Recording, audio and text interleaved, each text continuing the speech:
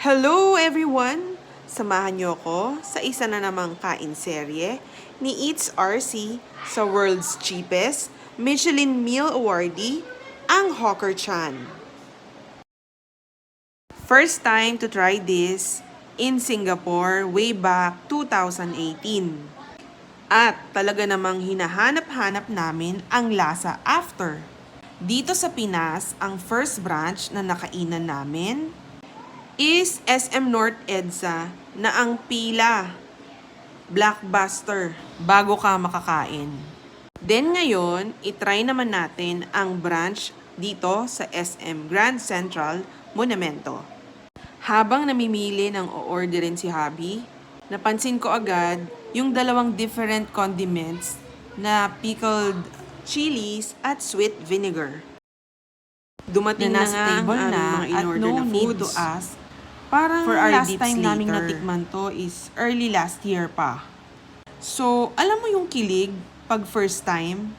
First time mong matikman ng roasted pork na may kasamang rice in soya sauce, soft peanut, and shrimp cropek for just 188 pesos.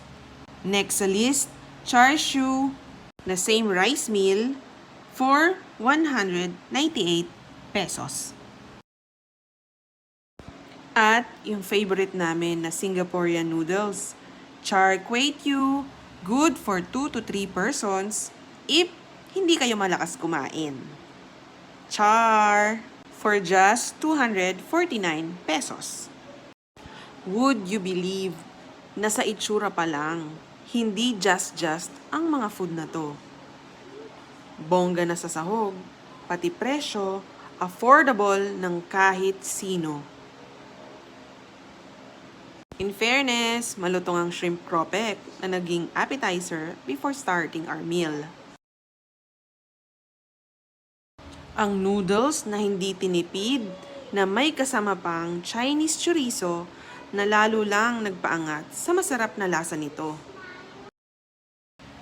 Hay, nako. Kain na nga lang tayo. Kakabagal lang ang tiyan ko sa kadadaldal dito. So, ito na nga. Kainin na natin ang roasted pork na juicy at soft yung meat at malutong naman ang balat na ididip natin sa sweet vinegar saka isasama sa rice with sweet soya sauce. At dahil nainggit ako kay Hubby, humingi ako ng char siu pork niya. Masarap kasi na combination itong dalawang pork meats.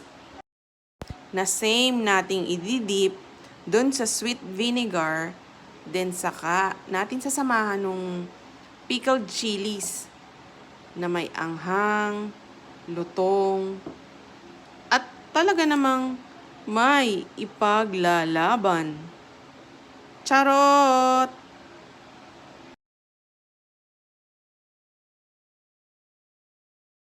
Nauhaw tuloy ako. Buti na lang may order tayong house blend iced tea.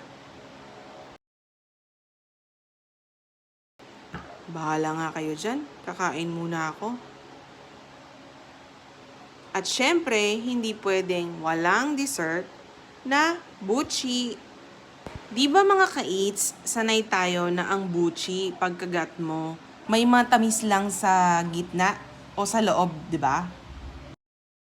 Pero ito, pagkagat mo, biglang may magbaburst na liquid sa mouth mo. Na-amaze ako kasi ang laman pala niya is caramelized peanut sauce. Promise, ang sarap ng combination ng sweet and chewy ng buchi na to. Kaya favorite ko na siya ngayon. Hi, busog! Our Hawker Chan 2.0 experience will always be yummy, tasty, and a plus yung affordable price. Kaya ano pang hinihintay nyo mga ka-eats? Try it na!